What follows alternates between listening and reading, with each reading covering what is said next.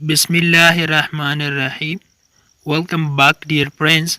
خرغلاس ملګرو نن ورځ زمون کلاس دی dry fruits وچه میوه. نمبر 1 peanuts ویل کیږي پلی. peanuts پلی.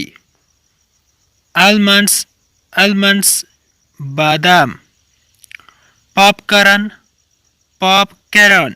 پلی. candy خواږه. cokes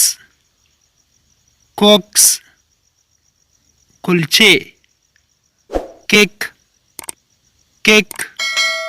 کیکه.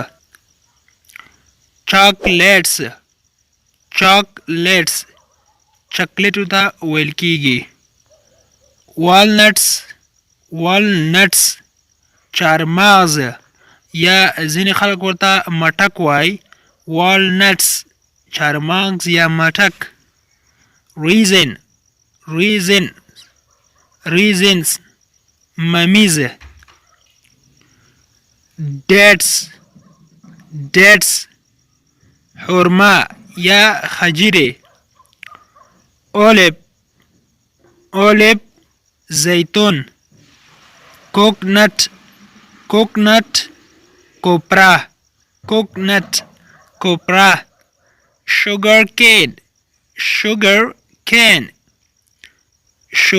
cane غني یا غنای. pistachio پستا یا ځینې خلک پسټاچیو هم تلفظ کوي.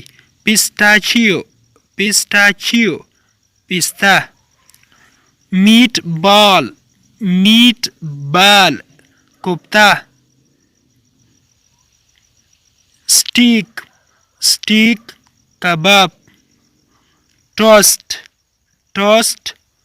پراټه. pine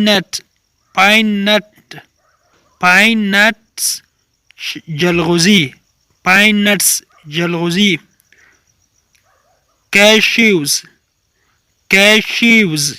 cashews کاجو.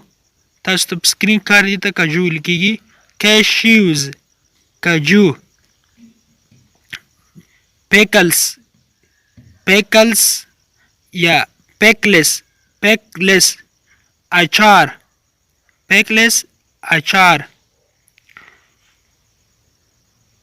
د نن ورځې کلاس تر دې ځای پورې و. هیله ده چې یو څه مو ترې زده کړي وي. که غواړئ چې همدا شان نور کلاسونه هم ترلاسه کړئ نو مهرباني وکړئ زموږ انګلیش ټو پښتو لرنینګ کورس سبسکرایب کړئ، تر څنګ یې د بیل آیکن ووهئ او بیا په آل کلیک وکړئ تر څو زموږ هر نوی کلاس چې موږ یې روزانه اپلوډ کوو تاسو ته په خپل ټایم در ورسیږي. دغه کورس د هغو افغانانو وروڼو لپاره جوړ شوی دی څوک چې د انګلیسي ژبې سره مشکل لري، اسپیشلی هغه برادرز څوک چې بیرون د افغانستان او په نورو هیوادونو کې ژوند کوي د هغوی لپاره جوړ شوی ده. نو دغه کلاس تعقیب وکړئ. د کې نن مهم ډېر څه و ځکه چې دغه ډرای فروټس وچې میوې یعنې دا عمره تاسو زده کړئ. تاسو په اسانۍ سره کولی شئ چې په انګلیسي باندې بل چا نومونه واخلئ او په دوکانو کې سودا وکړئ په دې دغه واخلئ peanuts یا ډرای فروټس وچې میوې. نو هیله ده چې کلاس مو خوښ شوی وي. Thank you so much for watching.